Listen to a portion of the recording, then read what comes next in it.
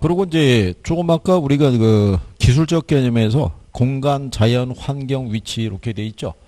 예, 거기에 대한 세부적인 설명은 뒤에 가면은 부동산 속성이라고 있어요. 예, 거기서 물리적 개념은 거기서 하셔도 돼요.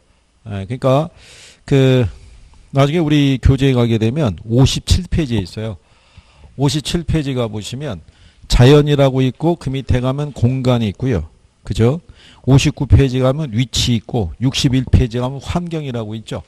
예, 물리적 개념은 거기서 예, 우리가 추가로 정리하셔도 되고 나중에 이제 경제적 개념에서 자산, 자본, 생산 요소, 뭐 상품, 소비재 이런 것도 있죠. 예, 그런 건 이제 뒤로 가면서 경제적인 논리를 쭉 접하시면서 한번 이제 추후로 정리하시게 되면 세부적인 용어에 대한 거는 정리가 가능해요. 근데 지금 앞에서 뭐 그거를 일일이 설명하기에는 별 의미가 없기 때문에 그래서 그 구별하는 것만 일단 알려드린 거예요. 그 31페이지에 있는 동산과 정착물의 구분이라고 있을 때, 그게 이제 원래 이제 그 여기서 얘기하는 이 정착물이라는 건요. 이거 픽처를 얘기를 하는데, 이게 설비라는 의미예요. 설비, 그죠? 그러면 여기 있는 이 얘네 의의는 뭐냐면 이 설비라는 애 있죠. 여기서 얘기하는 정착물이라는 거는 원래는 분리된 동산이에요. 동산인데 얘가 이동을 해가지고 부동산에 부착이 되거나 뭐가 됨으로써 예, 연결이 됨으로써 정착물로 바뀌는 거예요. 그죠? 우리가 이제 자 건축 재료 상가라든가 아니면 인테리어 가게 있죠. 거기 가면은 욕조가 진열이 돼 있어요. 그죠? 이때는 얘가 분리된 동산이에요. 근데 얘가 이동해가지고 여러분 그 집에 욕실 있죠. 예, 여기에 딱 부착이 되면 정착물로 성격이 바뀌는 거예요. 무슨 말인지 이해하시겠죠? 그러니까 여러분들이 보시면 나중에 주택 매매하잖아요. 욕조만 따로 매매하는 사람은 없죠. 예, 부착이 돼 있으니까. 그러면 성격적으로 보면 이게 부착이 돼 있어서 거래할 때 같이 포함이 돼서 거래하는 애들도 있고 아니면 별도의 분리된 애로 취급하는 애들도 있고 그렇다는 얘기예요. 그럼 우리가 왜 얘를 동산하고 정착물을 구분을 해줘야 되는지 필요성이 있죠. 얘네가 중개라든가 평가라든가 또는 과세 등의 대상이 되는지 여부 있죠. 네, 이거를 구분하기 위해서 우리가 동산하고 정착물을 구분해 주는 거예요. 아까 여러분들이 얘기했었죠. 여기 있는 욕실에 부착되는 욕조는 거래 대상에 포함이 돼야 안 돼요. 포함이 될 거 아니에요. 포함이. 그렇지 않겠어요? 근데 에어컨은 포함이 안 되잖아요. 그렇죠? 그러니까 얘가 중개의 대상이 되는지 아닌지의 여부를 구분하기 위해서 동산과 정착물을 구별을 해줘야 된다는 거예요. 영미법상에서 보면. 무슨 의미인지 아시겠죠? 이게 본 시험에서는 한 2번밖에 안 나온 거예요. 이 자체가. 왜냐하면 영미법에 관한 사고가 있을 때 이게 여러분 시험에 자주 인용이 되는 것 같으면 그러면 저희가 설명을 해드리죠. 근데 걔네가 보는 기준하고 우리가 보는 기준하고는 좀 틀려요. 걔네 기준에서 보면 이런 것도 있어요. 만약에 A라는 사람이 있는데 이 사람이 사업하다가 실패했어요. 그래서 이 사람이 극단적인 선택을 해서 세상을 떴어요. 그러면 사업을 실패했으니까는 이 사람이 가지고 있는 재산에 채권 추심이 들어올 거 아니에요. 우리나라 같으면은 집이고 차고 다 날아가는 거죠. 그렇지 않은데 미국에서는 부인권이라고 그래가지고 이 최소한의 주거 공간과 자동차 있죠. 예, 이거는 안 건드려요. 물론 주마다 차이는 있지만. 그 왜 그러냐면 미망인하고 어린 자녀를 데리고 있는 미망인이 지역사회를 떠돌아다니는 그런 문제가 발생하면 그게 지역사회에 부담이 되는 거예요. 걔네 입장에서는. 그리고 미국이라는 애들이 워낙 공간이 넓다 보니까 차가 없으면 움직일 수도 없어요. 그렇잖아요. 그러니까 최소한의 것은 보호를 해주는 거예요. 근데 우리하고는 성격이 틀리잖아요. 그러니까 우리나라 정서에 맞는 것도 있고 아닌 것도 있어요. 근데 여러분 시험에는 뭐 자주 인용이 안 되니까 그래서 추가로 설명은 안 해드리는 거죠. 그래서 필요성은 여기에 있다라고 이렇게 보시면 되겠고요. 그러면 동산과 정착물을 구분하는 뭐가 있어요? 기준이 있을 때. 첫 번째는 뭐냐면요. 물건이 부동산에 부착되어 있는 방법이에요. 그죠? 그러면 뭐 이런 얘기잖아요. 부착되어 있는 애를 갖다가 뭐 할 때요? 제거할 때. 그죠? 물리적 손상이 발생하면 정착물로 보는 거예요. 그래서 여기 욕실에 설치되어 있는 욕조 있죠. 걔는 그냥 아무런 손상 없이 우리가 드러낼 수 있는 게 아니잖아요. 그죠? 뜯어내야 되는 결론이 되잖아요. 그런 애들은 뭐로 보는 거예요? 정착물로 보는 거예요. 근데 저런 벽치개 같은 경우는 아무런 손상 없이 제거가 가능하죠. 그러니까 쟤는 동산으로 보는 거예요. 무슨 말인지 아시겠죠? 그러니까 대신에 물리적인 손상은 없는데요. 기능적인 면에서 어떤 효용에 지장을 줄 수도 있죠. 그렇지 않겠어요? 그러니까 여러분들이 왜 우리가 이 욕실 같은 데 가면 수도꼭지 있잖아요. 걔들은 돌리면 빠져요. 근데 걔가 없으면은 식수가 제공이 안 되잖아요. 물이. 그러니까 그런 애들도 뭐라고 보는 거예요? 정착물로 보는 거야. 그래서 이사 갈 때 보면은 수도꼭지 뛰어가는 사람은 없잖아요. 대부분 다 그냥 그대로 거기에 들어서 같이 거래가 된다라고 보는 경우죠. 그래서 무슨 말인지 아시겠나요? 제거할 때 뭐가 주어지면 물리적 손상이 발생하면은 뭐라고 본다? 네, 정착물로 보는 거예요. 근데 물리적인 손상은 없어도 어떤 기능적인 부분에서 손상을 주게 되면 그것도 역시 뭐라고 본다? 그것도 정착물로 본다 이런 얘기예요. 그 다음에 두 번째가요. 물건의 성격이에요. 얘가 움직일 수 있더라도 특정한 용도나 위치에 맞게끔 설치가 되었으면 걔도 뭐라고 본다? 걔도 정착물로 보는 거예요. 그죠?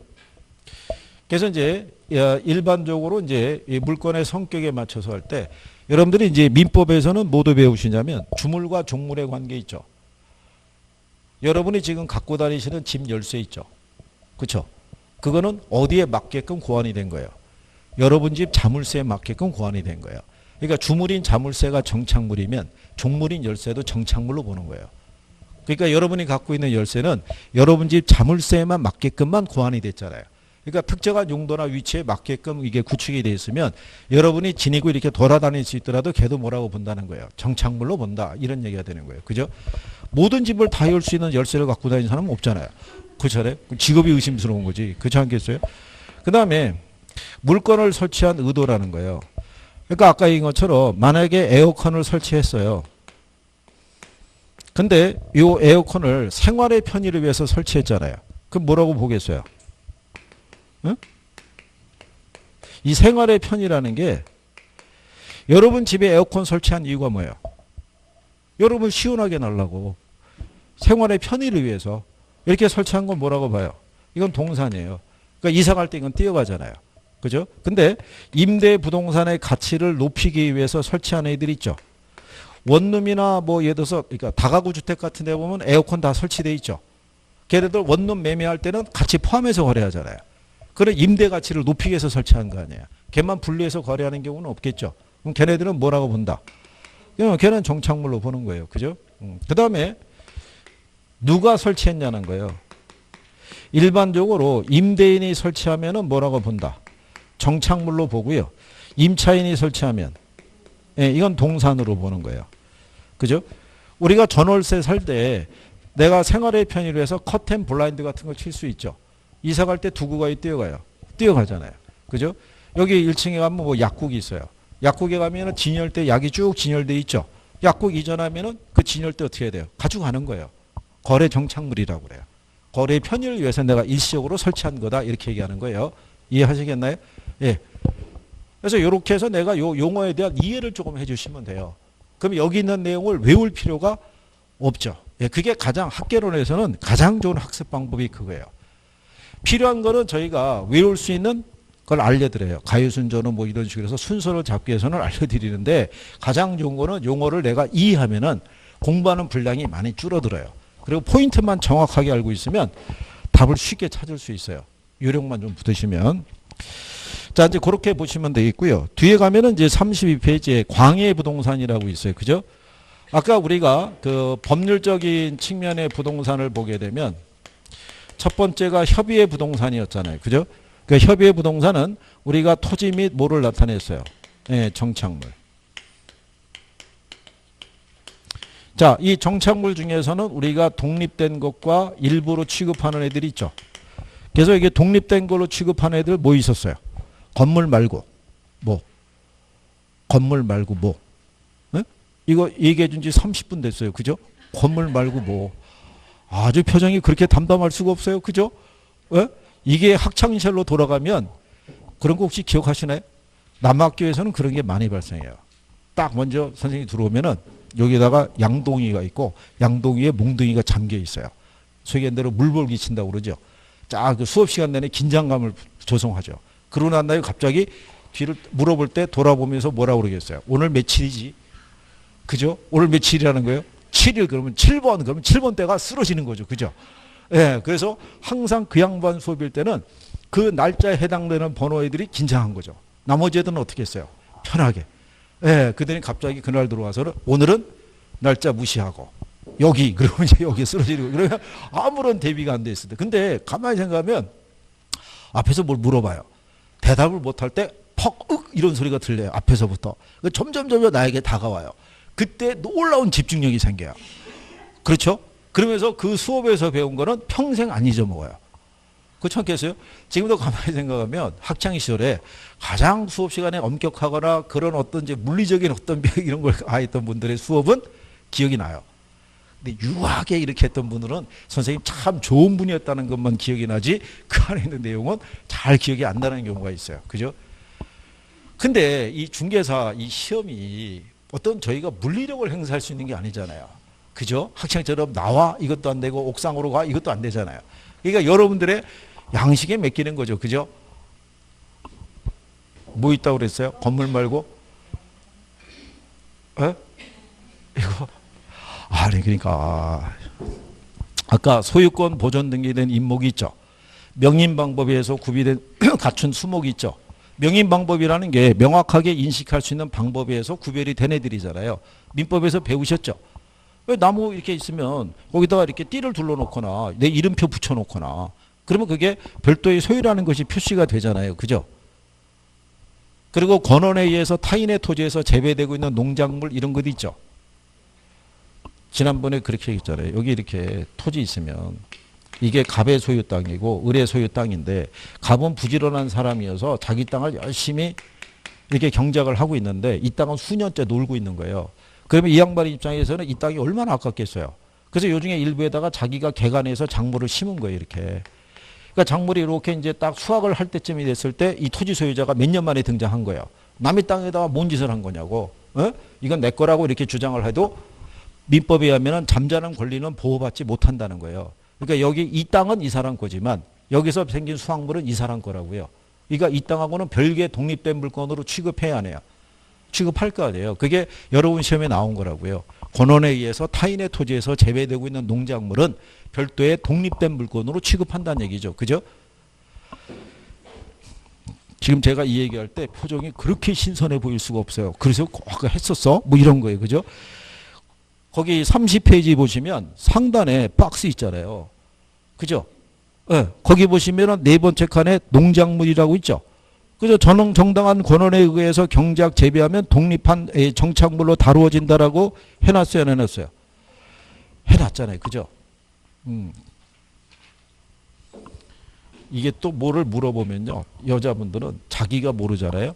그러면 옆 사람을 때리더라고요. 그죠? 참 희한한 거예요. 그죠? 간혹 가다 보면은 뭐 웃기거나 뭐 놀랄 일 있으면 옆 사람 막 때리니까 조금 있으면 뭐 그게 비일비재할걸요? 네가 대답해 뭐 이런 건 있잖아요. 그죠? 그건 공동의 책임이죠. 그러니까 요거는 기억하시라는 얘기예요. 그죠? 예. 그 다음에 이제 광해부동산이라고 32페이지 있죠. 예. 그러니까 얘는 무슨 부동산? 협의의 부동산 있죠. 여기에다가 무슨 부동산? 예, 준 또는 의제 부동산이 있죠. 예, 이게 합한 개념인데 이게 여기 표현이 준이라는 표현이 있잖아요. 준이라는 표현이 들어가면 얘가 요 뒤에 건 아니라는 거예요. 그러니까 엄밀히 말하면 부동산은 아니라는 거예요. 그러니까 얘는 특수한 동산인 거예요. 무슨 말인지 아시겠나요? 그래서 이것까지도 여러분 시험에 나온 거예요. 얘는 특수한 뭐라고? 동산인 거예요. 얘는 부동산이잖아요. 얘는 뭐예요? 동산이라고요. 동산인데 그러면 우리가 토지를 담보로 대출받을 수 있죠. 건물 담보로 대출받을 수 있죠. 근데 걔들만 국한시키면은 너무 범위가 좁잖아요. 그래서 담보물로서의 가치를 부여할 수 있는 범위를 넓히기 위해서 얘네가 부여가 된 거예요. 그래서 얘네도 별도의 개별법에 의해서 등기 또는 등록에 대한 공시수단을 갖추고 있죠. 그래서 얘네들이 담보물로서에 대한 가치를 부여하는 거예요. 그러니까 담보 가치가 있다는 얘기는 감정 평가의 대상이 돼야 안 돼요. 예, 감정 평가의 대상이 되는 거예요. 그죠? 그래서 얘들을 무슨 방법으로 평가하느냐는 것 있죠. 그걸 이제 감정 평가에서 물어본다고 그랬잖아요. 기억하시죠? 그래서 우리가 지난번에 예를 들어서 거기 광해 부동산에 보게 되면요. 맨 상단에 그렇게 돼 있죠. 공장재단, 광업재단, 임목, 선박, 항공기, 건설기계, 자동차, 어업권, 광업권 이런 것도 있어요, 없어요? 그러니까 여기도 공장재단, 광업재단, 재단을 붙여준 거는 담보물로서의 가치를 부여하기 위해서 재단을 구성했다고 보시면 돼요. 그죠? 그래서 그때 제가 예를 들어 드린 게 뭐가 있냐면 자동차가 있고요. 건설기계가 있고 그 다음에 항공기가 있고 그 다음에 20톤 이상의 선박이 있어요. 그죠? 자, 요 중에 네 가지 중에 이 방법으로 평가할 수 있는 애가 하나 있다고 그랬죠. 무슨 법? 거래사례비교법으로 평가할 수 있는 애가 넷 중에 하나 있다고 그랬어요. 뭐? 그렇죠? 얘만 이걸로 평가하는 거예요. 제목대로 거래사례비교법이죠. 그러니까 뭐가 있어야 돼요? 사례가. 그죠? 여기 있는 건설기계, 항공기, 선박이 있죠. 얘들은 중고시장도 발달이 안 돼 있어요. 항공기 중고로 나와도 몇백억 한다고 그랬죠. 그죠? 일반인들이 못 사는 거예요. 그죠? 근데 여러분 시험에 건설 기계를 이 방법으로 평가한다고 그래서 틀리게 준 거예요. 이게 답이었어요. 틀린 거 고르라고 그랬을 때. 그죠? 그러니까 이런 것들도 내가 이해할 수 있는 애들은 간단하게 이해해 놓으면은 그 다음에 외우지 않아도 되죠. 이해하시겠죠? 그래서 나중에 학생분들이 물건별 평가하는 방법을 제일 쉽게 생각해요. 간평에서는 나오면 무조건 맞출 수 있어요. 그죠? 작년에 그 간평에서 6개 나왔거든요. 6개 중에서 계산 문제가 2개 나왔어요. 그럼 이론이 4개 나왔다는 얘기잖아요. 그러면 학생들은 대부분 이거 다 맞춘 거예요. 이론은. 왜? 이론 쉽게 줬으니까. 이게 간평이 어려운 게 아니에요. 그렇죠? 그러니까 간평에 대한 부담을 갖고 있으면 안 되는 거예요. 간평에서도 내가 필요한 점수를 어떻게 해야 돼요? 딸 수 있어야 돼요. 무슨 말인지 이해하시겠죠? 자, 그러면 그런 내용이고요. 옆에 그 33페이지. 그래서 여기도 요거는 뭘 알아야 되냐면 여기 있는 광해부동산에서 요 준부동산이 있죠. 예, 그 용어 정도는 여러분들이 알아두시면 되는 거예요. 그죠? 그랬을 때 거기 그 33페이지에 가면 하단에 박스 있죠. 거기 하면은 복합 개념의 부동산이 있죠. 걔는 아까 얘기한 대로 법경기 있죠. 세 가지 관점에서 접근을 우리가 복합 개념의 부동산이라고 그러고요. 거기 보면은 복합 부동산이라고 있죠.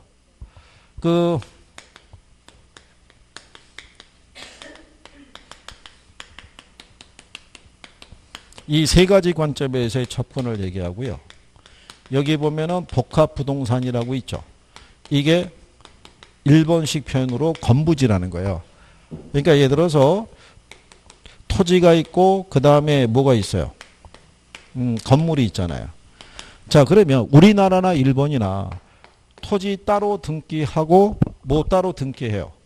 예, 건물 따로 등기해요. 이게 별개의 물건으로 취급하는 거예요. 그죠? 근데 우리가 얘네 거래할 때는 어떻게 돼요? 따로따로 거래하지 않죠. 하나의 물건으로 취급하잖아요. 그런 상태의 부동산을 뭐라 그런다? 복합부동산이라고 그래요. 그죠?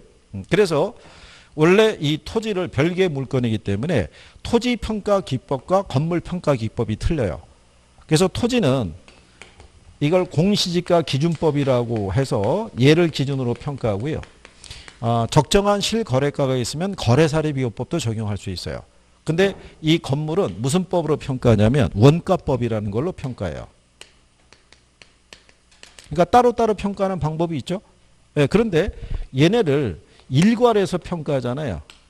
하나의 묶음으로. 네, 그럴 때는 무슨 법을 쓴다? 자, 여러분들 한번 생각해 보세요. 시장에서 사례를 수집할 때 토지 따로 거래하거나 건물 따로 거래한 사례는 구하는 게 쉬워요, 어려워요? 어렵죠. 대부분 같이 거래되죠. 그래서 일괄해서 평가할 때는 이거 쓰는 거예요. 무슨 법? 그렇죠. 얘 따로의 사례는 구하기 힘들어요. 근데 같이 거래된 사례는 구하기가 쉽잖아요. 그러니까 일괄해서 거래할 때는 무슨 법을 써서 거래사례법을 쓰는 거예요. 이해하시겠어요? 뭐 그런 내용인 거예요. 그래서 그런 상태의 부동산을 무슨 부동산이란다? 복합부동산이라고 얘기하는 거예요. 그리고 복합건물은 용어 알고 계시죠? 하나의 건물에 둘 이상의 용도가 같이 존재하는 경우 있죠. 주상복합 아시죠? 예, 걔네들은 복합 건물이라고 얘기를 해요. 근데 여기 보면 얘도 뭐가 있어요? 그렇죠? 그러니까 초창기에 선생들이 문제 물어볼 때 이 표현을 쓰는 거예요. 그러면은 앞에만 기억이 나는 거예요. 복 들어간 애들만 기억이 나지 이 뒤에 게 생각이 안 나는 거예요. 그러면서 처음에 한두 번 틀려보는 거예요. 근데 조금 지나면 다 구별이 돼요. 무슨 말인지 아시겠죠? 그러니까 용어상에서. 그래서 가장 좋은 거는 자꾸 본인들이 반복을 좀 해야 돼요. 그래야지 좀 쉽게 전달이 되죠. 그 다음에 이제 뒤로 넘어가면 부동산 분류라고 해놨죠.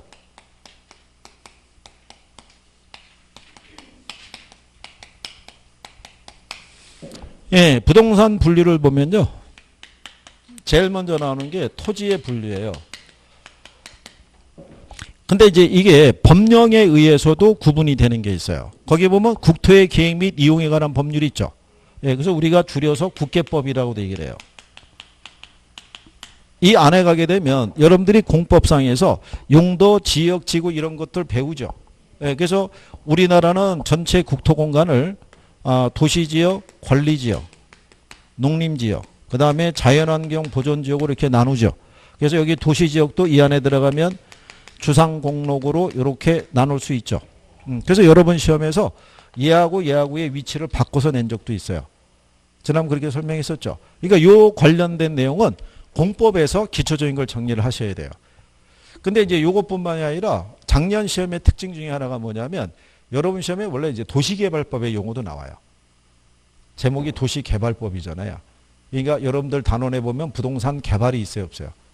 있잖아요. 그러니까 거기에 용어가 등장을 하는 거예요.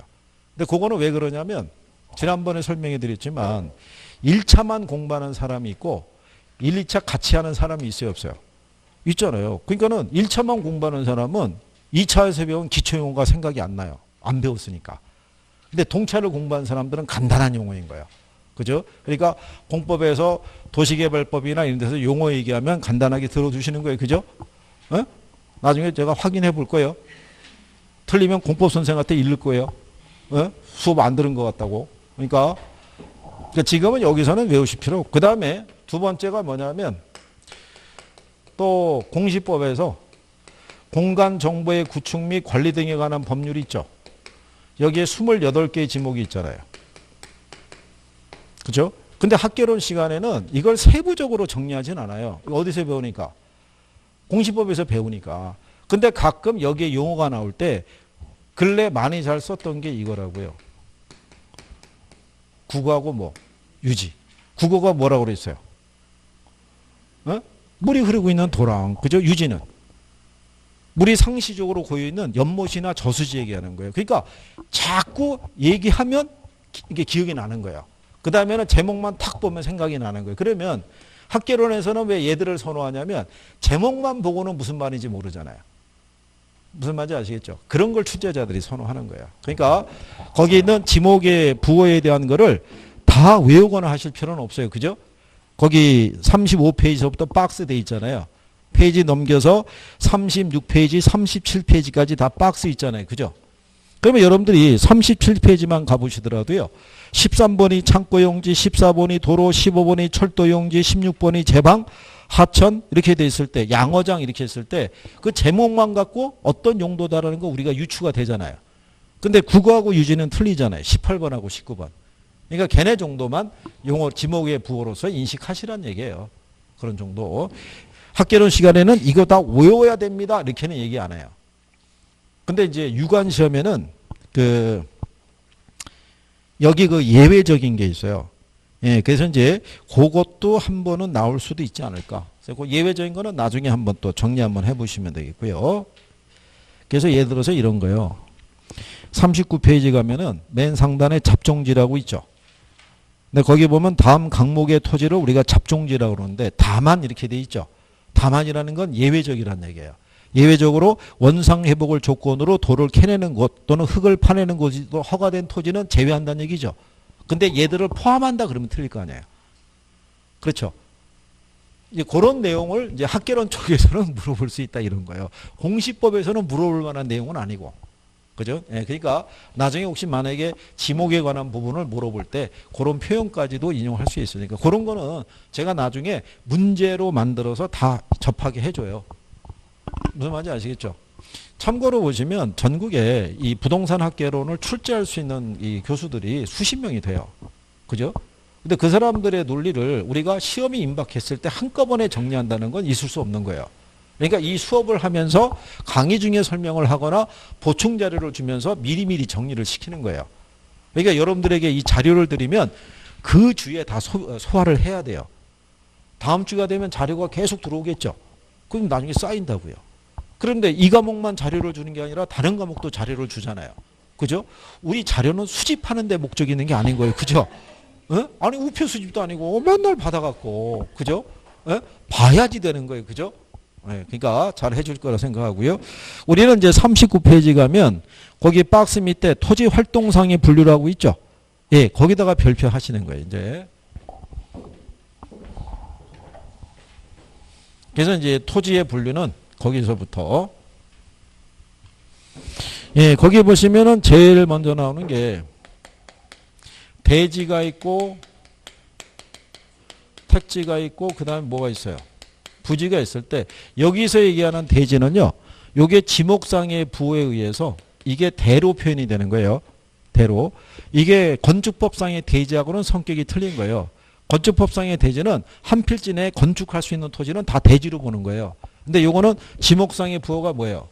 대라는 얘기죠. 그래서 얘는 주택이라든가 그 다음에 뭐 상가가 이미 들어서 있거나 지을 수 있는 땅을 뭐라 그런다? 지목상의 부호로는 대라고 얘기하는 거예요.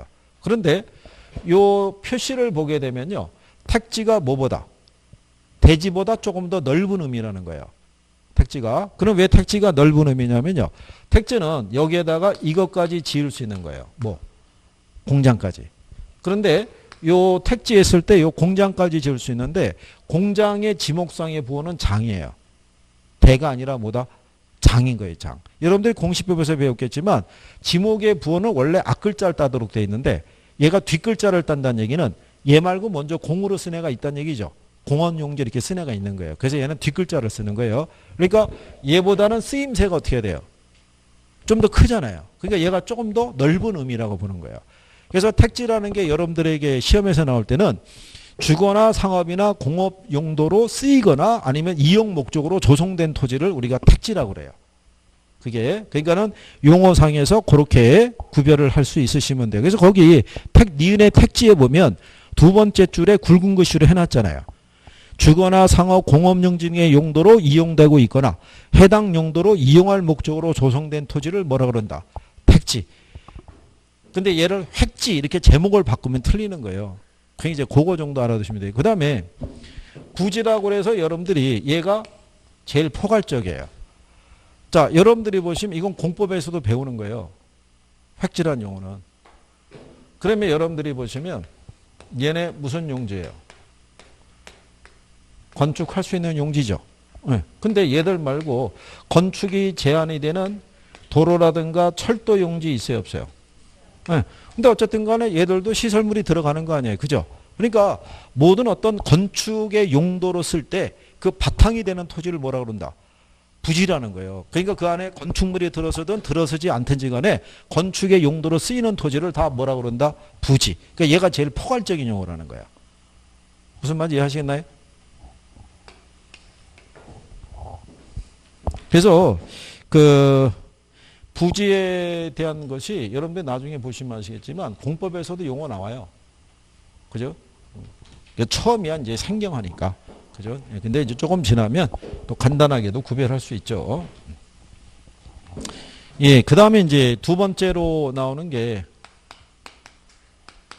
후보지하고 그 다음에 뭐가 있어요? 예, 이행지가 있어요.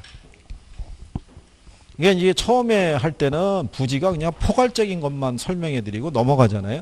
근데 이제 그 과정에서 공법도 배우고 그러셨을 테니까 공법 쪽에서도 이 용어를 혹시 들었나 싶어갖고 한 번 더 추가를 해보는 거죠. 반응이 없으면 선생님이 또 한 발 물러서는 거죠. 그리고 다음에 다시 또 3월달 들어갈 때 한 번 더 던져보는 거죠. 그때 무슨 말인지 안다 그러면 이제 넘어가는. 그 다음부터는 내용이 설명이 간결해지잖아요. 확실히 용어를 알고 있으니까. 그렇죠? 그리고 또 이해가 되고 있는지 중간중간에 테스트 해보는 거죠. 틀림없이 우리 테스트 해요. 어? 테스트. 우리 그래서 자료 주잖아요. 그래서 적정한 시점이 되면은 제가 지난번에 그랬죠. 쪽지 시험 본다고. 그죠? 근데 사전에 고지는 안 해요. 무슨 요일 날 본다고, 몇 번째 주 본다고 고지는 안 해요. 그리고 1교시 본다, 2교시 본다, 3교시 본다, 이거는 극비예요, 극비. 제가 다 해본 거예요. 첫 시간에 보죠? 그러면 일찍 도착을 해서 안 들어오는 거예요. 밖에서 버팅기고 있어요. 그러다가 시험이 다 끝나갈 무렵에 시험지를 들고 숨을 막 몰아쉬면서 들어오는 거야. 방금 도착했다고. 그러니까 시험 결과 안 보겠다는 얘기예요. 그럼 마지막 시간에 보죠? 갑자기 30분 전서부터 집에 급한 일이 막 생기는 거야. 집에 급한 일, 애 때문에. 그래서 시험지만 주세요. 그러고 도망가는 거야. 그래서 부지불식간에 보는 거야. 다 모였다 싶으면 사인이 딱 들어가면 밖에서 시험지가 탁 들어오는 거죠. 아니면 여기다 숨겨놓고 있을 때도 있어요. 여기다가 다 모이면 쫙 나눠주고 제가 저기 출입구 앞에 앉아 있을 거예요. 그러면 갈 때 답지만 제출하고 가시면 돼요. 답지만. 그럼 제가 채점을 다. 나중에 그거 다 해요. 문항별로 정답률 있죠. 오답률 이런 거 다 체킹해요. 뭐를 이해하고 있고 뭐가 안 돼 있는지. 그래서 원래 공식적으로는 매년 6월 달이면 제가 강의하고 있는 모든 그 학원에 똑같은 문제 갖고 테스트해요. 그걸 가지고 그래서 현재 지역별 평균이 어떻게 되는지도 확인하고. 그래서 어쨌든 간에 합격해서 나가셔야 되잖아요. 그죠? 뭐 장기적인 계획이 있는 건 아니죠. 그죠? 웬만하면 그냥 떠날 때 게 제일 좋죠. 자, 후보지라는 건요.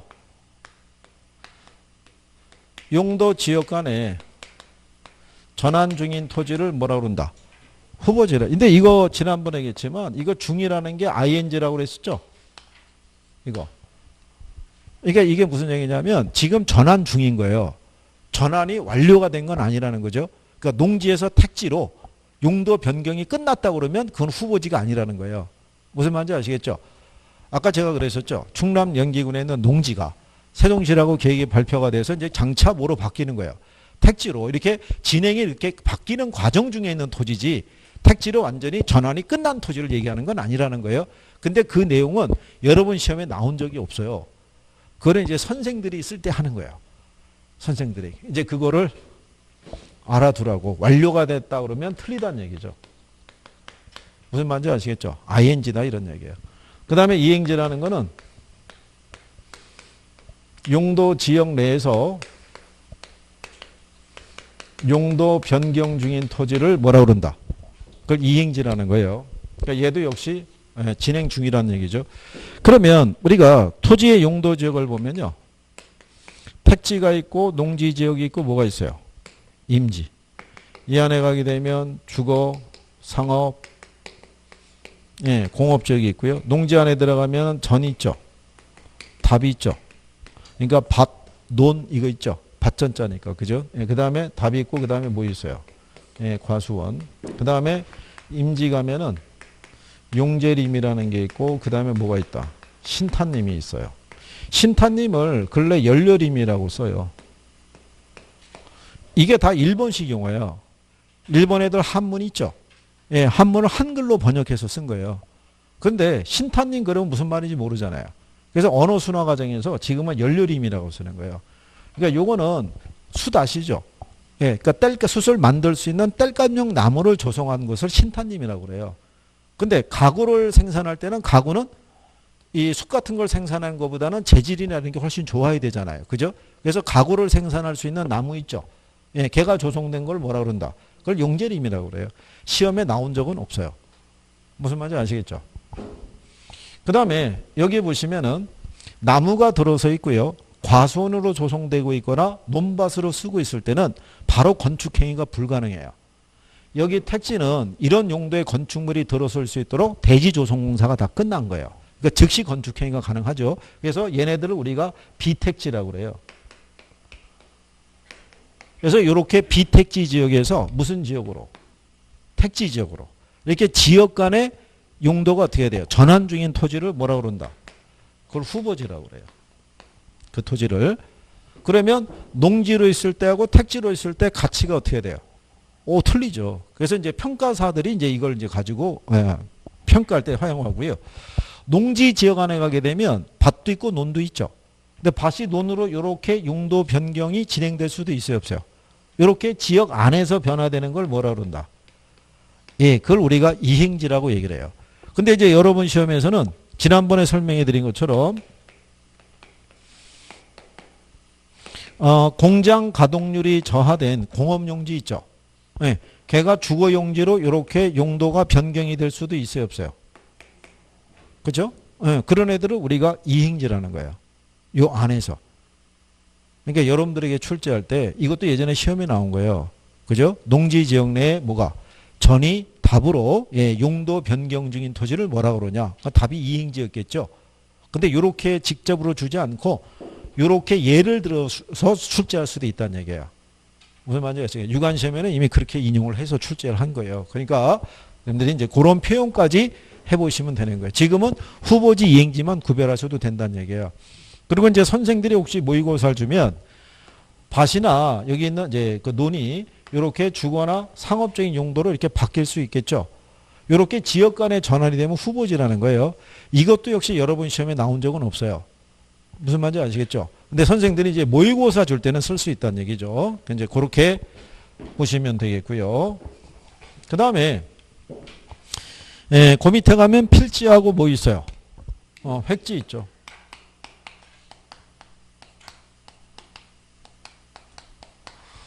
여기에 나오는 요 필지라는 것은요.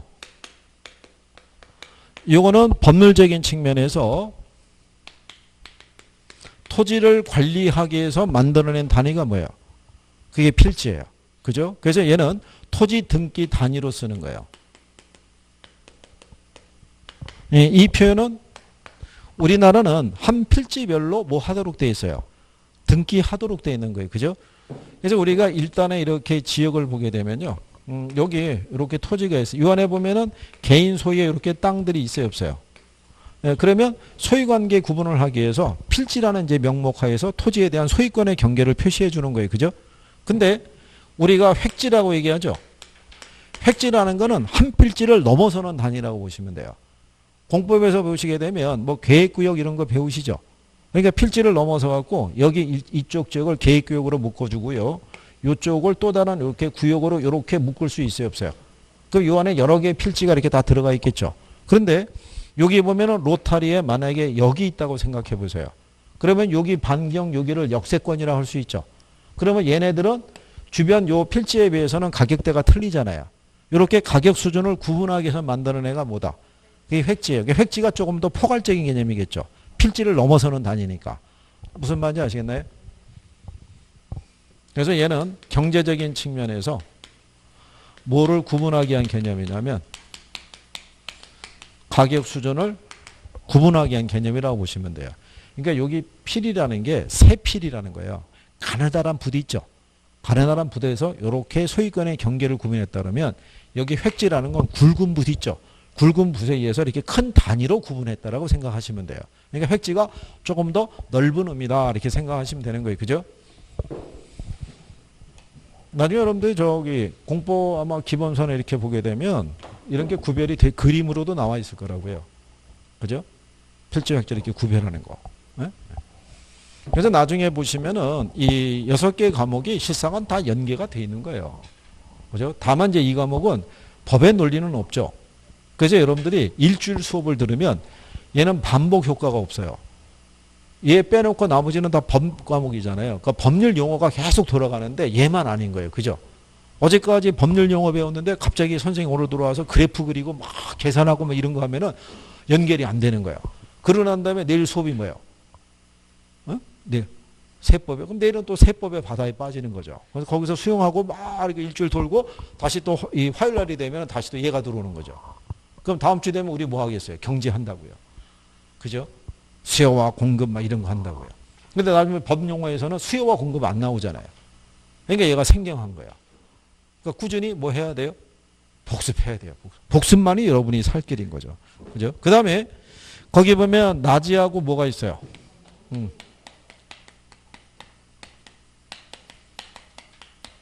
자, 건부지라는 거는요. 지상에 뭐가 들어서 있고요. 건물이. 낮에는 지상에 건물이 안 들어가 있죠. 그래서 그거 40페이지 맨 마지막 줄에 가면요. 낮이란 토지의 건물 기타의 정착물이 없고 지상권 등 토지의 사용 수익을 제한하는 사법상의 권리가 설정되어 있지 아니한 토지를 말한다고 돼 있죠. 그건 밑줄 치는 거예요. 예, 그거를 왜 밑줄 치라고 말씀을 드리냐면 우리 지난번에 이 표준지 아시죠? 응? 표준지. 표준지라는 게 뭐라고 그랬어요? 그 지역의 지가 수준을 대표할 수 있는 토지를 표준지라고 그래요. 그래서 이 표준지에 대한 우리가 뭐를 산정해요? 네, 이거를 산정하고 이거를 기초로 개별 공시지가라는 걸 산정하는 거예요. 개별 토지의 가치를. 그래서 전국에 한 50만 필지의 토지를 표준지로 지정해서 쓰는 거예요. 근데 요 표준지의 가치를 평가할 때 있죠. 얘가 낮이 기준으로 평가하는 거예요. 그러니까 낮이 기준으로 평가한다는 얘기는 자, 도시 지역을 가보게 되면 대부분 지상에 건물이 다 들어가 있잖아요. 토지만 있는 경우는 찾기 어렵잖아요. 그러니까 토지에 건물이 있더라도 없는 거로 보고 무슨 상태로? 낮이 상태로 평가하도록 돼 있어요. 그죠? 네. 그런데 이 토지에 만약에 지상권이나 이런 게 설정되어 있을 수 있어요, 없어요? 그러면 그 가치도 반영해서 평가한다, 반영하면 안 된다. 안 된다는 거죠. 그러니까 이 낮이 조건이라고요. 네? 무슨 말인지 아시겠죠? 그러니까는 표준지의 공시가를 평가할 때는 무슨 상태로 평가해야 되고 낮이 상태. 지상권이 설정이 되어 있으면 없는 거로 보고 평가하도록 되어 있는 거예요. 그러니까 법의 규정에 있는 거예요. 그러니까 이제 그거는 그렇게 보시면. 그리고 우리가 이제 지난번에 배웠죠. 낮이가 있고 건부지가 있으면 어느 게 더 시장성이 좋아요? 낮이가 시장성이 좋죠. 낮이가 시장성이 좋은 이유는 우리가 용어를 배웠으니까. 그죠? 아까 1교시 때 했어요. 1교시 때. 1교시 때. 처음에. 부동산학의 정의하면서 그때 얘기했어요. 그죠? 우리 지난번에 이렇게 했잖아요. 강남에 가면은 테란노라고 있어요. 이게 강남대로죠. 토지 가치 이 주변 가치 싸요, 비싸요? 비싸요. 그러면 이 주변은 대부분 고층에 오피스가 들어서 있는 거예요. 이게 이 지역의 최유 이용이라고 보는 거예요. 무슨 말인지 아시겠나요? 나중에 여러분들이 감정평가상에 가게 되면 균형의 원칙이라고 있어요. 지난번에 평가 원리에서 이제 균형의 원칙에 관한 간단한 논리 설명했는데 이게 밸런스가 맞아야 돼요. 토지하고 뭐하고 건물이 들어서 있으면 밸런스가 맞을 때 첫 번째로 확인하는 게 이거예요. 이 가치에 적합한 용도랑 결합이 되어 있느냐. 그죠? 여기가 비싼 땅이니까 이렇게 고층의 오피스로 쓰는 게 타당성이 있잖아요. 그죠? 그런데 여기 보면은 B지가 있는데 얘는 이렇게 5층 규모의 건물이 들어가 있고요. A지는 아무것도 없어요. 그죠? 그러면 A지는 낮이고 B지는 건부지잖아요. 근데 A지는 개발업자가 이 토지를 매입하면은 바로 이렇게 최유효 이용이 되죠. 바로 지을 수 있으니까. 근데 얘는 어떻게 해야 돼요? 철거해야 되잖아요. 그러면 얘도 50억 시세가 돼 있고 얘도 50억 시세가 있을 때 A지는 50억의 시세가 유지되더라도 B지는 50억의 시세가 유지가 안 되죠. 매수하는 빼달라고 그럴 거 아니에요. 뭐를? 철거비를. 그래서 이 건물로 인해서 토지 가치가 낮게 평가되겠죠. 그걸 우리가 건부감가다 이렇게 설명해 드린 거예요. 기억하시나요? 그래서 일반적으로 낮이가 건부지에 비해서 시장성이 좋은 이유는 낮이는 뭐를 기대할 수 있다? 최유 이용을 기대할 수 있다는 거예요. 주변의 환경에 맞춰서 바로 건축행위가 가능하다 이런 얘기가 되겠죠. 물론 예외적인 경우도 있어요. 근데 일반적으로 그렇다는 얘기예요. 그래서 이제 여러분들이 거기 41페이지에 보시면요. 위에서 네 번째 줄에 보면 동그라미 디귿에 보면 낮이와 건부지의 비교라고 해놨죠. 그래서 시장성 유무를 보게 되면 일반적으로 낮이가 건부지에 비해서 시장성이 높은 것으로 본다는 거잖아요. 그러니까 이유가 최유 이용을 기대할 수 있어서 그렇다는 거예요. 물론 예외적인 경우도 있지만 일반적으로 그렇다는 얘기예요. 그리고 그 밑에 가면 건부진가가 있고 건부감가 있죠. 그래서 거기 보면은 동그라미 B에 보면 건부감가라고 있잖아요. 예, 그래서 그거를 설명을 해드린 거죠. 여러분 시험에서는요. 낮이 건부지를 묶어서 출제한 적이 있어요. 그때 틀린 답이 건부감가예요. 건부감가인데 건부진가다 뭐 이런 식으로 틀리게 용어를 써준 거예요. 그러니까 용어 정도 알아두시면 되죠. 건부진가라는 건 예를 들어서 뭐 이런 거예요. 여기가 만약에 뭐 택지 지역으로 지정이 돼 있어요. 그러면 건축행위가 가능하죠. 그러면 여기 이렇게 도로가 있을 때 이 주변에 이렇게 건물이 들어서 있어요. 그죠? 그럼 건부지죠. 근데 여기는 건물이 안 들어서 있는 낮이에요. 그럼 일반적으로 보면 얘가 시상성이 좋잖아요. 그런데 이게 용도 지역 지정이 달라지면서 여기가 그린벨트 지역으로 묶여버리는 거예요. 그러면은 여기 토지에 활용할 수 있어요, 없어요? 활용할 수 없잖아요. 근데 여기 있는 요 건물들이 있죠. 건물이 들어서 있는 토지. 지금은 이 법에 의해서 건물 지을 수 있어요, 없어요? 지을 수는 없잖아요. 그렇다고 얘네가 불법 건축물은 아니죠. 얘네를 우리가 비적법적 이용이라고 그래요. 원래는 합법적인 이용이었는데 용도 지역 지정이 달라지면서 그렇다고 해서 얘네가 불법적인 건축물은 아니라는 거죠. 근데 나지에 비해서는 얘네가 훨씬 더 뭐가 시장성을 높게 쳐줄 수 있어요, 없어요? 그럼 얘네들은 기존에 건축물이 들어서 있기 때문에 이 상태 나지보다는 가치를 좀 더 높게 평가할 수도 있죠. 그래서 그린벨트 지역 라인에서는 건물은 얘네 만약에 이렇게 도로가 이쪽으로 열리면서 얘네가 철거가 되면 그린벨트 지역 내에서 같은 규모로 건물을 건축할 수 있는 권리를 줘요. 그래서 그것만 거래하는 사람도 또 있어요. 그것만. 그래서 예외적으로 건부 증가라는 것도 있을 수 있다는 거예요. 무슨 말인지 아시겠죠? 그래서 건부 감가가 있고 건부 뭐가 있다? 진가가 있다. 네, 그렇게 구별하시면 되고. 그 다음에 그 밑에 가면 법지하고 뭐라고 해놨어요? 네, 빈지 이렇게 있어요.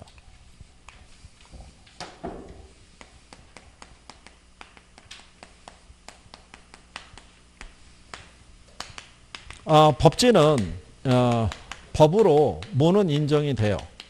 네, 소유권이 인정이 되는데 경제적 실익은 기대할 수 없는 토지를 뭐라고 그런다? 그걸 법지라고 그러고요. 빈지는 법으로 소유권은 인정이 안 되지만 경제적인 실익을 기대할 수 있는 토지를 뭐라고 그래요? 빈지. 빈지를 요즘은 바닷가라고 그래요. 그러니까 여러분들이 보면요. 이렇게 돼 있을 때 요게 썰물인 상태고요. 요게 만약에 밀물인 상태가 있을 때 썰물일 때는 요게 물이 쭉 빠지겠죠. 예, 그때 요게 드러나는 토지 있죠. 얘는 우리가 간석지라고 그래요. 이건 우리가 개펄이라고 그러죠. 개펄에서도 물론 어패류 채취해서 내다 팔면은 돈이 될 수 있어요, 없어요? 돈이 될 수 있는데 이건 약간의 어떤 문제도 있냐면 그 수년 전에 충남 태안 쪽에서 유조선이 한번 이렇게 충돌해 갖고 기름이 유출된 사고가 있었어요. 그래서 인근 어장이 많은 피해를 받고 어선들도 출하를 하기가 어려워 가지고 그래서 그게 그 방제 작업하고 그러느라고 오랜 시간이 묶여 있던 거죠. 그래서 어민들이 피해를 많이 봤잖아요. 그래서 그때 어선을 가지고 출항을 해서 했던 사람들은 보상을 받았어요. 왜냐하면 어선은 출항 기록과 입항 기록이 있어요. 들어올 때 수산물을 얼마를 채취해서 들어왔다는 게 기록으로 남아요. 그러니까 평균적인 걸 계산해서 보상을 해줬는데 그 동네에서 보면 주민 중에서 개펄에서 어패를 채취해서 생계를 유지하는 사람들이 있죠. 그 사람들은 보상이 잘 안 이루어진 거예요. 인정이 안 됐으니까. 이제 그런 부분도 있어요. 근데 여기 밀물에서부터 지적법상에 우리가 소유권의 경계를 측정하는 지점이 있죠. 그 사이에 있는 토지 있죠. 얘를 빈지라고 그러는 거예요. 그를 바닷가 토지. 그죠? 그래서 해변에 보게 되면 나중에 여름에 해수욕장 이런 거 설치할 수 있죠. 그게 개인 소유가 아니잖아요. 공유수면관리법에 의해서 바닷가에 있는 토지는 개인 소유가 아니에요. 다 국유재산이라고 보시면 돼요. 그죠? 근데 소유권은 인정이 안 돼도 해수욕장 설치 운영하면 돈 벌 수 있어요, 없어요? 돈을 벌 수 있는 거예요. 그래서 그런 내용이고요. 그 다음에 이제 법지라고 그랬을 때 토지를 매입할 때 보면 이렇게 경사진 이 토지도 매입할 수 있어요, 없어요? 있을 거 아니에요. 근데 이제 이 경사진 요 위쪽에다가 내가 이렇게 건축행위 하려고 그래요. 그죠? 근데 경사진 면이 있으면은 붕괴 우려가 있잖아요. 그러니까 경사진 면에 있으면 건축법에 의해서 이렇게 석축이나 옹벽을 대도록 돼 있어요. 그럼 나중에 지적법에 의해서 소유권의 경계를 측량을 할 때는 여기 경사진 면까지도 권리가 인정이 돼요. 소유권이 여기까지는 간다는 얘기예요. 근데 이 경사진 면을 이용해서는 우리가 경제적인 이득은 취하기가 어렵잖아요. 얘들을 우리가 법지 또는 법면이라고 그래요. 그래서 작년 시험에 지문으로 등장한 거예요. 작년 시험에. 작년에 안 나왔던 애들, 자주 안 나왔던 애들 있죠. 작년에 다 묶어서 나온 거예요. 부지 나오고 빈지 나오고 포락지 나오고 막 이렇게 나온 거예요. 그게. 근데 답은 5번 지문에 소지 준 거예요. 네. 간단한 거죠. 그죠? 근데 나중에 가만히 보시면 출제자들이 간단한 문제 있죠. 답을 5번에 놓는 경우가 있어요. 1번부터 읽고 내려오면서 뭐를 뺏는 거예요. 시간을 뺏는 거예요. 학계로는 시간 싸움이라고 그랬죠. 40문제 몇 분에 풀어야 되면 40분에 풀어야 돼요. 40분에. 이게 그 100분 시험인데 민법 풀 때 한 50분 써야 돼요. 그죠? 그럼 개론에 40분 쓰고 나머지 10분은 마킹할 때 쓸 거 아니에요. 마킹 80개 마킹하는 것도 한 7분에서 8분 걸려요. 저게 시간 재본 거예요, 그게. 그죠? 느린 사람은 그것도 한 10분 써야 안 써요. 10분 쓰는 거예요. 그러니까는 시간 배정을 잘해야 되는 거예요. 1차는 시간 싸움이라고요. 나중에 여러분들 시험 보신 분 얘기 들어보면 2차에서는 시간이 부족하다는 얘기 안 나와요. 1차에서만 나오는 거예요. 민법하고 학개론에서만. 그죠? 왜냐하면 2차 1교시 가면요. 중개사법하고 공법하고 이렇게 봐요. 그죠? 공법이야 문제 풀 때 시간이 좀 걸리더라도 중개사법은 상대적으로 시간이 많이 안 걸린다고요. 그죠? 공시세법을 40분 푸는데 50분 줘요. 근데 걔네도 그 시간이면 충분히 풀어요. 시간이 모자라서 틀렸다 이런 건 안 나와요. 2차에서는. 어디서 나와요? 1차에서 나오는 거예요. 그 조절을 잘해야 돼요. 그래서 나중에 그거는 여러분들이 언제 체험하시게 되냐면 모의고사를 보게 될 거예요. 그러면 이제 1교시 1차 이제 모의고사 보면 전 과목을 볼 거 아니에요. 그러면 1교시는 80문제 가지고 민법하고 학개론 풀죠. 그러면 비교해 보시면은 한 20분 경과하면 학개론은 한 20번 정도 풀어요. 근데 민법은 한 11번, 12번 풀어요. 그러니까 얘가 시간이 더 많이 가는 거예요. 그죠? 그러니까는 개론에서 시간을 움켜잡고 있으면 안 되는 거예요. 40분 안에 풀게끔 연습이 잘 돼 있어야 되는 거예요. 자, 그런 내용이죠. 예, 그 다음에 이제 그 밑에 가면 맹지하고 뭐가 있어요? 대지 이런 애들이 있죠.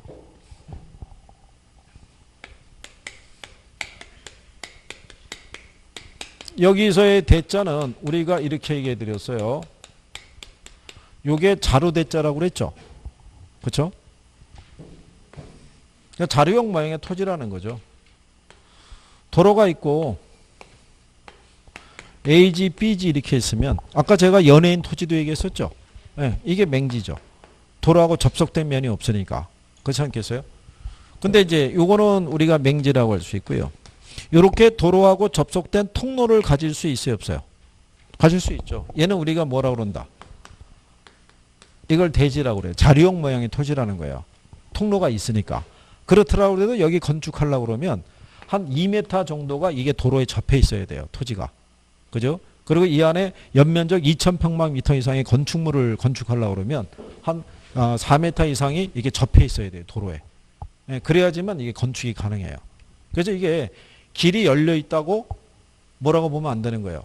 맹지가 아니고 대지다 이렇게 보면 안 돼요. 그건 나중에 이제 실무상에서 하는 거예요. 근데 이거를 확인을 제대로 못하는 경우 있어요, 없어요? 그리고 나중에 하시다 보면 이렇게 맹지 상태인 토지 있죠.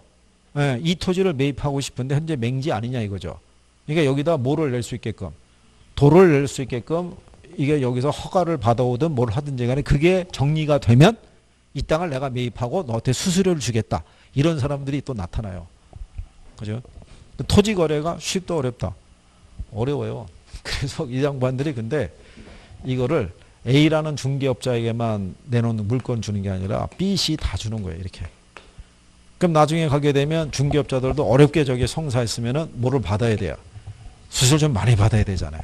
근데 이 아예 또 여러 사람이 또 있어요, 없어요? 또 붙어 있어요. 근데 그게 없어도 보여주는 사람도 있어요.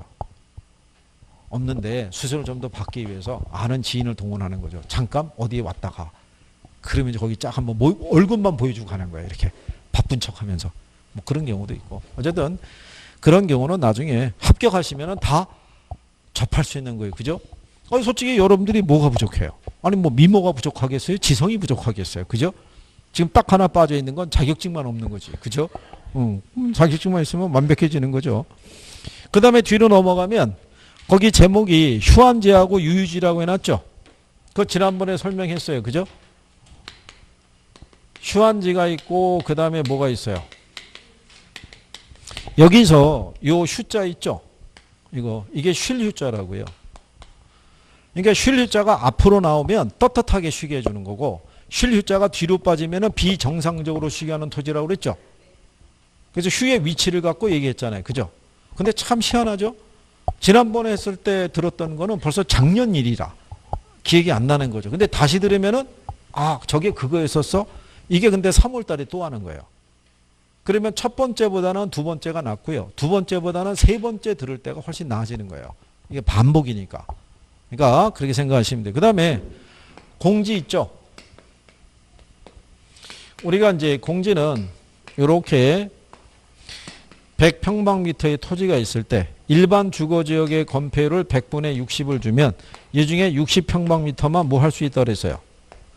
예, 건물을 짓고 나머지 땅은 비워야 된다고 그랬었죠. 이걸 무슨 토지라 한다? 예, 요거는 이제 일조권 관계라든가 소방 있죠. 예, 이런 문제 때문에 이게 공간을 비워줘야 돼요. 여유 공간을. 그러니까 얘네가 지금 공간이 비어 있다고 낮이 이런 개념하고 생각하시면 안 되는 거예요. 법의 규정에 의해서 얘는 건축이 제한되는 토지라고 보시면 돼요. 그 다음에 이제 거기 보시면 소지라고 해놨죠. 아까 설명해 드렸죠. 예, 그 소자가 힐소자라고요. 그러니까 작년 문제가 이걸 답으로 준 거예요. 개발되기 전에 자연 상태 그대로의 토지를 뭐라고 그런다? 예, 소지라고 그러는 거예요. 그럼 선화지라는 것은요, 고압선 아래에 있는 토지를 뭐라고 그래요?